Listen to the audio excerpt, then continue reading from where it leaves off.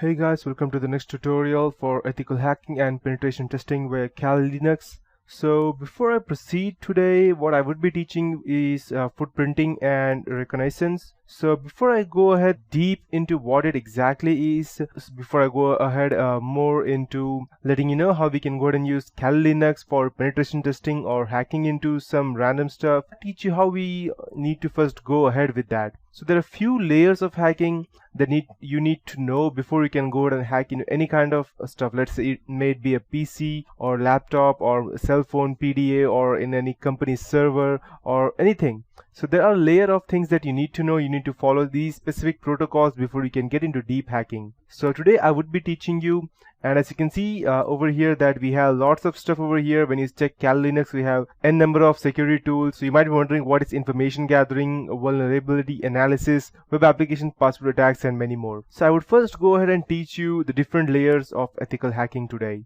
So let's open the web browser and go ahead and check. I have some or the other over here. Let's check years of ethical hacking. There are few things that you need to know before you can proceed into detailed stuff. So I would be teaching you that today. The first thing that we would be needing would be to know that, okay, the first thing is that we need to go ahead and gather the information, and then we need to go ahead and know whom we are attacking. What are the different layers for that? That means what are the countermeasures that they can go ahead and take against us. So these are the few things that I would be teaching you today. So let me check. Okay, I think that it's checking the layers of OSI. So I'll just type steps of ethical hacking. Perfect. Okay. So these are the things which we'll go through once we go in detail related to ethical hacking. The first step that we would be looking today would be the footprinting, who is NS lookup search engines and social networking sites. After that, scanning and enumeration, that are computer ports, which ports are open, which ports are not, and what would be the application services. Then trojans and backdoors, viruses, and then finally the hacking and exploitation. That would be the buffer overflow, spoofing, or different types of attacks, which includes even DDoS. This is not over here as of now. But yeah, these are things I would be teaching you. So let's take a first look at footprinting. So I'll just go ahead and show you. Let's go ahead and take a look at what are the footprinting tools we have, and after that I will explain it to you what is footprinting. So let's check. Okay, we should be okay here. As you can see, we have these information gathering tools are all also known as footprinting tools. And as you can see that we have loads of things over here: service fingerprinting, routing analysis, OS fingerprinting as to gathering information about a related OS, and loads of other stuff. So let's first know what exactly footprinting terminology is and what all things are included in that. So footprinting is just that we need to go ahead and gather information about specific people. Okay, let me check the updates.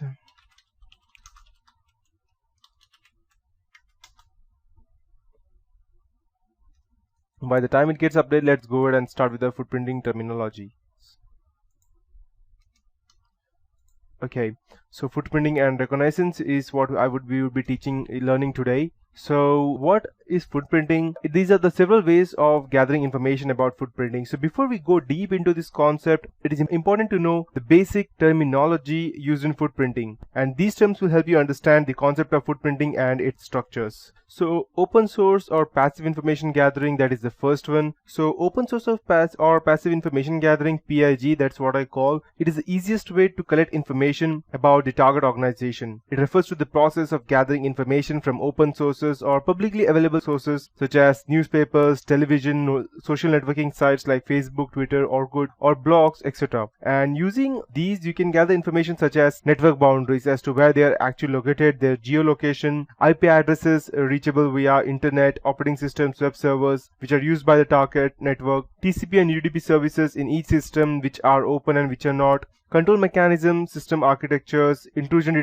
detection systems, and many more. So that is what is included in open source and passive information. After that, we have active information gathering. So in active information gathering, process attackers mainly focus on the employees of the target organization. Attackers try to extract information from the employees by conducting social engineering on site visits or interviews or questionnaires, something similar to that. After that, we have anonymous footprinting. This refers to the process of collecting information from sources anonymously so that your efforts cannot be traced. And at this point of time, people normally use Tor browsers, which are mostly famous in anonymous web browsing. So yeah, and after that we have pseudo-anonymous footprinting, and these refers to the process of collecting information from the sources that have been published on internet, but it is not directly linked to the author's name. This information may be published under a different name, or the author may have a well-established pen name, we can say, means a random pseudonym, or the author may also be a corporate or government official, and he may be prohibited from posting under his or her original name. So irrespective of the reason for finding the author's name, collecting information from such sources are called as pseudo-anonymous. So after that we have lots of other types of information gathering, which are organizational or private footprinting or internet footprinting. So in footprinting, we normally collect the basic information about the target network, determine the operating systems used, platforms running, web servers. Then we perform the WHOIS or DNS network and organizational queries. And finally, we find the vulnerabilities and exploits for launching these attacks. So you might be wondering that how Facebook is very useful in that. So I could have also, and you might also be wondering that why only Facebook? Why not, let's say, we have Twitter as well over here, then why not Twitter, or why not Orkut? The reason being that Facebook is the most popular and people don't hesitate to give out information on Facebook. Let's say, for example, and even if they don't want to give out information, they may just simply give out without even them knowing that. Let's say, for example, you want to search a person on Facebook and you have find out his name, and if you want to go ahead and access his, let's say, for example, Facebook profile, you want to hack into that, and when you go ahead and let's say you click forgot the password option, and then it will ask you what is the date of birth of the person. Just one example, because that is a normal question that people keep. So you want to know the date of birth of that person. So what you would do, you would go ahead and search into his profile, and you may not able to get that. So, or you may call and you may do social engineering to get his date of birth or something like that. But there is another way. Even if you do social engineering stuff like by calling them, there's still a way that they can trace you out by looking up at the phone number, until unless you have not created a fake account and you have created a fake cell phone number as well. But that is getting into deep stuff, and it may also have different expenditures as to getting a phone, getting a cell phone, getting a SIM card, and then creating fake IDs to get this fake SIM card.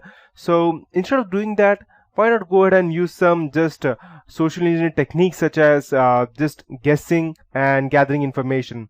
So the first part would be just go ahead and look up his, if you just want the, let's say, year of birth, just go ahead and look at his colleagues with whom he has taken pics. Let's say, for example, if, let's say for XYZ, the guy's name is, let's say, Mr. Smith, and he has another friend whose name is Mr. Adam, and they went to the same school, and they were in the same class and everything.